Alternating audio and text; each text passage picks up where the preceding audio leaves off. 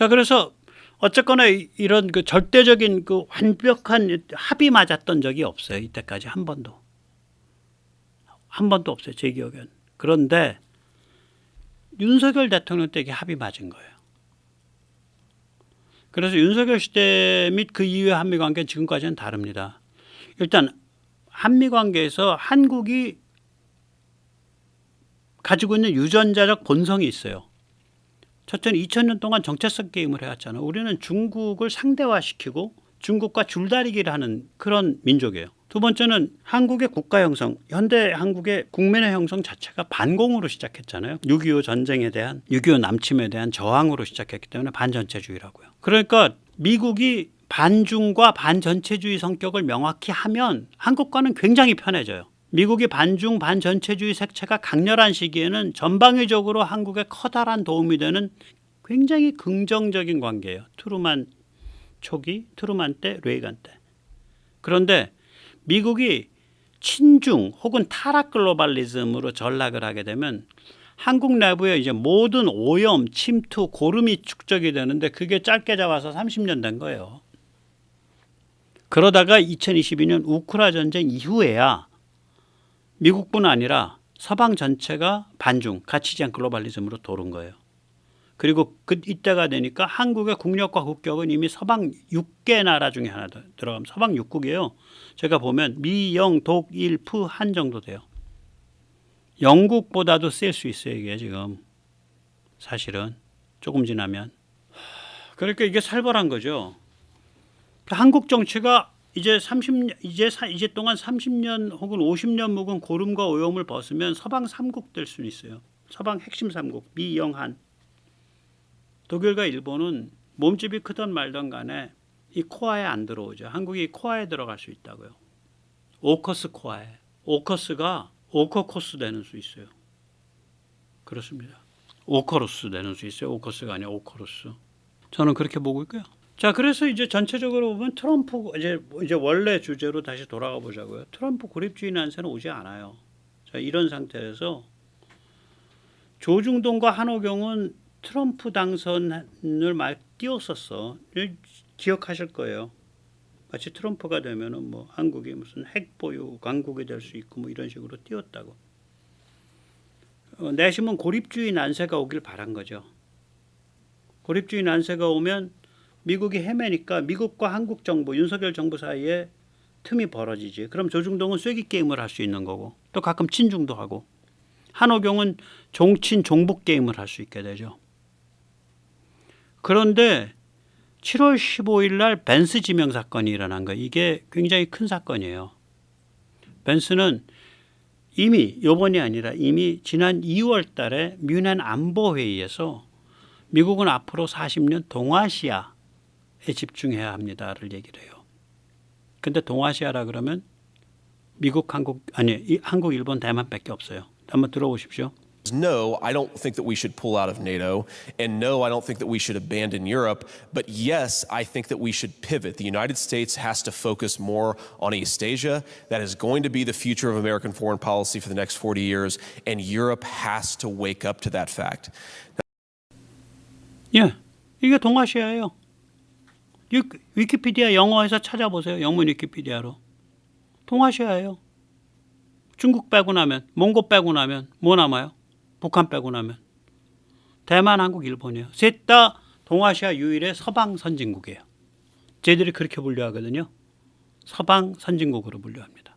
여기에 몰빵하겠다 이거예요. 40년을 앞으로. 그래서 트럼프 고립주의가 이게 선별적이다. 유럽에 대해서는 좀 거리를 두고 유럽 보고 야 우리 동아시아에 집중해야 되니까 우리 한국, 일본, 대만에 집중해야 되니까 너희 제발 좀 앞가림해라 라고 밴스가 얘기하는 거예요. 트럼프가 얘기하는 게 아니라. 그럼 야 그건 밴스 말이지 트럼프 말이야? 예, 근데 그게 결국은 그쪽 진영 전체의 말이 될 수밖에 없어요. 왜 그러냐? 마가 운동이 이게 진화하는 거예요. 마가 운동은 지금까지는 특바 운동이에요. 앞으로는 밴스 같은 사람이 조인하면 이게 어떻게 되는 거냐면요. 정치 노선, 정치 사상 운동으로 진화가 시작되는 거예요. 예일대 법대를 나오고 사상 성향이 강한 청년 애국 보수주의자 밴스가 후계자가 된 거고요. 저는 이것도 아까도 말씀드렸듯이 자기가 펄펄하게 살아 움직일 때 자기보다 똑똑한 사람 후계자로 정하는 게 쉬운 일이 아니에요. 근데 이 점에서는 트럼프를 인간적으로 존경해요. 내가 힘이 넘치고 내가 지위가 넘칠 때 나보다 똑똑한 놈을 내 후계자로 세우기가 어려워요, 사람이. 아마 이게 총알 여기 귀에 스쳐간 거랑도 관계가 있을 거예요. 그때 삶과 죽음이 확 헷갈리는 그 경험을 하고 나니까 야, 이렇게 하다가 우리 마가 이 동지들은 나중에 누가 이끌지? 이 고민이 있었을 수 있어, 이거. 그 총알 덕분인지도 몰라. 벤스 같은 사람은 트럼프의 약점 모두를 커버할 수 없지만 약점 중에 다음을 커버합니다. 일단 벤스 같은 사람이 딱 뒤에 받치면 트럼프의 럭비공 증상이 완화돼요. 이 얘기는 예측 불가성이 완화되는 거죠. 그리고 트럼프는 개념이나 담론을 사용하는 사람이 아니잖아. 그 얘기는 뭐냐면 트럼피즘은 정치 사상으로 될 수가 없어요. 본질적으로. 근데 그것이 개념과 담론에 담기는 순간, 개념과 담론을 사용하는 순간 그 다음부터는 얘기가 달라져요. 이게 인간 상징이 그렇게 무서운 거예요. 수학을 보세요. 간단한 거는 우리가 뭐 세모로 저기 우리 점 보는 사람들이 하듯이 뭐 가불병정 기경신임계 이렇게 돌아가서 당신 뭐 언제 어쩌 이렇게 하잖아. 간단한 건 그렇게 할 수 있지. 그러나 복잡해지려면 0, 1, 2, 3, 4, 5, 6, 7, 8, 9라는 숫자 체계가 있어야 되고 연산 법칙이 있어야 되고 그 다음에 무슨 뭐 이코르 A와 B 사이에 B 양쪽에 놓고 같은 걸 더하거나 빼거나 곱하거나 나눠도 그 결과값은 같다. 뭐 이런 그 수학적 룰들이 발견되고 그게 축적이 되면은 그게 어느 순간에 가서 한번 퍽 튀면은 그게 뉴턴 수학, 갈릴레오 수학이 되는 거거든요. 기계공학까지 뒷받침하는 수학. 그 다음 가서 푹 뛰면은 이제 그게 저기 아인슈타인 수학이 되는 거고 20세기 수학이 되는 거고. 그러니까 이게 개념과 담론, 상징의 그 정교한 구축물이라는 게 굉장히 중요한데 트럼프가 그걸 못하는 사람이죠. 트럼프는 연설하면 김정은 loves me. I think he is missing me. 정은이 나 사랑해요. 나는 정은이가 나를 그리워하고 있다고 생각해요. 뭐 이렇게 말하는 유형의 사람이에요. 그거 가지고 대중에 대한 호소력을 갖는 사람이잖아. 이 사람이 기본적으로 개념과 담론을 정교하게 빌드업 할 수 있는 사람이 아닌데 이거를 메꿔준다고요, 벤스가. 그 다음에 벤스 같이 그렇게 이제 개념과 담론이 정교해지면 에드먼드 콜비 같은 날파리들이 접근을 하다가 이제 삐지직 하고 이제 전기망에 닿아서 이제 튕겨 나가지, 죽거나. 날파리를 걸러줘요. 그래서 무슨 일이 벌어질 거냐. 공화당 핵심 기반이 변화하잖아요. 공화당 핵심은 컨트리 클럽 리퍼블리칸스라고 불러요. 그러니까 뭐 그게 퍼블릭이다 프라이빗이든 간에 골프 치는 사람들. 그래도 좀 밥 좀 먹는 사람들이죠. 예, 미국이 아무리 골프가 싸다 그래도 안정된 사람들이죠. 거기서 서민층 공화당으로 바뀌는 거죠. 그럼 무슨 일이 벌어질까? WTO가 완전히 붕괴할 겁니다. 이미 이제 붕괴하기 시작한 건데 WTO 끝난 거예요. 아니 내 마음에 안 드는 놈은 관세 조져버리겠다는데 무슨 WTO가 어떻게 성립해? 한국은 그럴 줄 알고 미리미리 다 1대1로 전부 FTA 맺어놓은 것 같은데. WTO 붕괴예요 저거. 그 다음에 이제 동아시아 중심이 되죠. 한국, 일본, 대만. 그래서 글로벌 군사지정학 및 지경학을 제가 지정학으로 썼네요. 지경학입니다. 글로벌 군사지정학 및 지경학 이런 용어가 있어요. 지오 이코노믹스의 승부처가 동아시아가 되는 거예요. 그 다음에 유럽한테는 이제 아까리 말하고 강조하는 거고. 그럼 동아시아가 한편으로는 중국 포위 진지가 되는 거고 다른 한편으로는 동남아 태평양 도서국가 바로 정돈이 되죠. 그래서 우리가 작년에 태도국 정상회의를 유치를 했죠. 올해 일본이 태도국 정상회의를 유치했습니다. 그러니까 그게 이제 활발해지고 그 전에도 그런 게 있었는지 모르겠지만 좀 더 이제 저거를 갖게 되죠. 저기 뭐 현실성을. 예. 자, 그래서 이제 이 민주공화를 안 가리고 이게 반중 가치지향성을 갖게 되는 거거든요. 민주당에 뭐 해리스가 들어온다고 해서 또 공화당에 트럼프가 들어간다 그래서 크게 안 바뀌어요. 이 전체 지금 구도가. 한미동맹 굳건하죠. 그래서 민주공화 안 가리고 글로벌 전략의 키워드는 똑같아요. 반중, 가치지향 동맹, 동아시아. 이 키워드는 안 바뀌어. 민주당이 됐든 공화당이 됐든.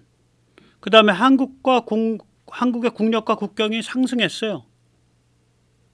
그래서 한국의 윤석열 대통령 같은 스타일의 대통령이 오면 이건 뭐 조중동이 쐐기 게임을 할 틈이 없어. 무슨 얘기냐? 조중동의 본업이 강제 폐업당한 거예요. 축하드립니다. 조중동의 본업은 쐐기 게임이에요. 이게 본업이에요. 조중동의 본업은 영향력이잖아. 이 쐐기 게임이 조중동 영향력의 숨은 비밀이에요. 그게 없어진 거야. 그래서 이번에 이제 조선이 난 한동훈과 손잡고 국힘 말아먹으려고 시도했다라고 생각하거든요. 실패했죠.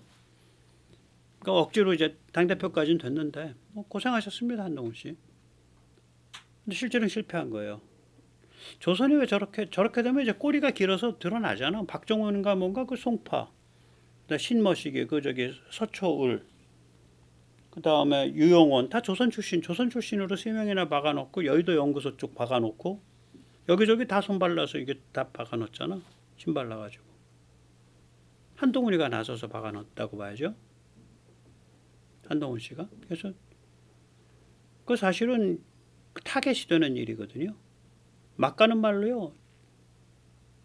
국회의원 한 서너 명, 10명이 손잡고 조선일보 죽이겠다고 나서면 저 죽어요. 헌법기관인데.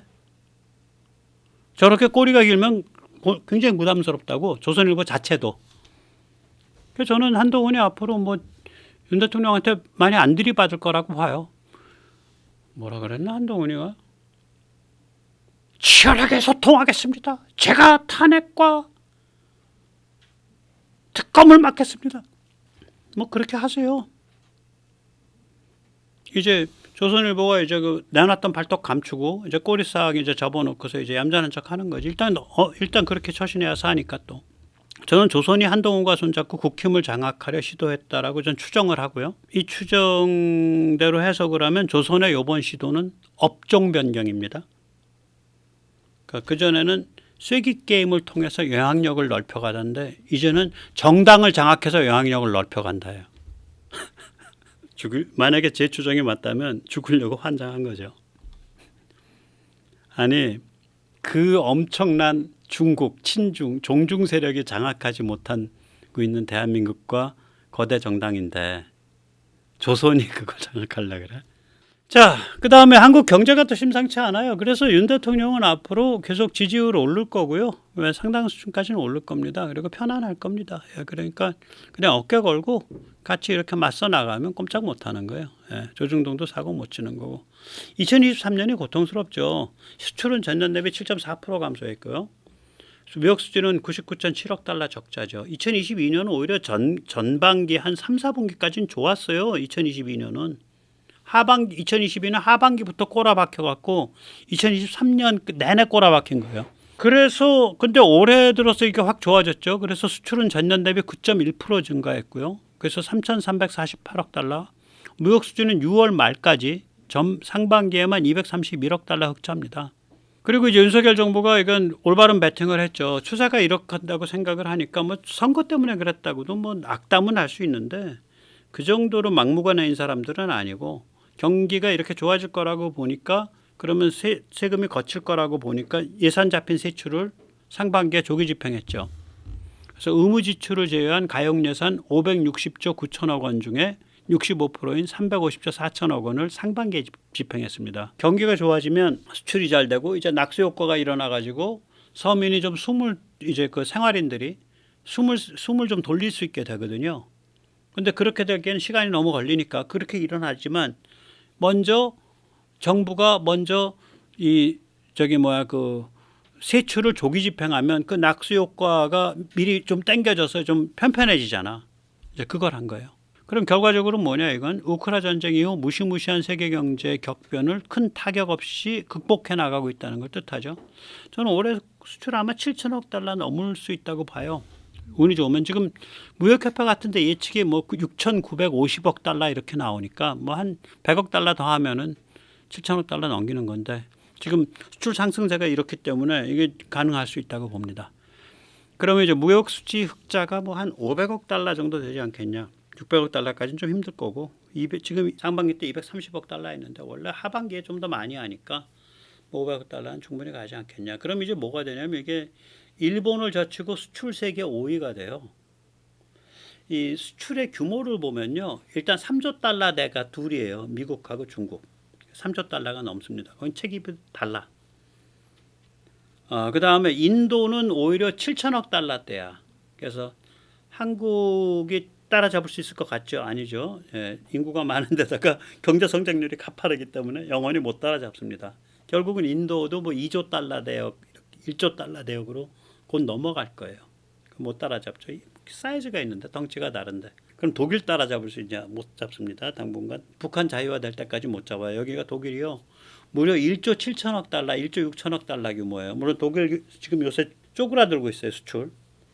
일본은 넓히지 못하고 있고. 그러니까 한국이 지금 뭐 연에 9%씩 늘어간다. 이게 무시무시한 숫자예요. 중국도 뭐 쪼그라들똥 말똥 조금 늘똥 말똥 하고 있잖아. 근데 한국에 뭐 9% 10% 는다. 살벌한 숫자죠. 예. 그래서 독일은 뭐 우리가 이제 북한 자유화되고 그 후에 또 북한이 다 이제 그 몸을 추스리고 이렇게 되고 나서야 되니까 이제 당분간 한 20년은 힘들고. 그럼 우리 앞에 이제 이번에 우리가 일본을 제끼고 나면 우리가 G5가 되는 거예요. 예, 그 우리 한국이 G5 된다는 얘기가 이제 통일 후에 된다 그랬었는데 이거 통일 전에 벌써 되네. 예, 미국, 중국, 독일, 인도 다음에 한국 오는 겁니다. 그 길로 가고 있으니까 좀 더 희망을 갖고 그냥 이렇게 꾸역꾸역 살아가면 되고요. 다행히 제가 이제 곰곰이 생각을 해보니까 조선일보나 한동훈이 그렇게 큰 사고는 못 칠 것 같아요. 예, 한동훈 씨 사고 치지 마시고 뭐 너무 잘하려 그러지 마시고 얕게 몸 안 다치게 이거 게임 잘못 뛰면 골로 가는 수 있으니까 몸 안 다치게 얕게 처신하시기 바랍니다. 예, 오늘 여기까지 모시겠습니다. 감사합니다.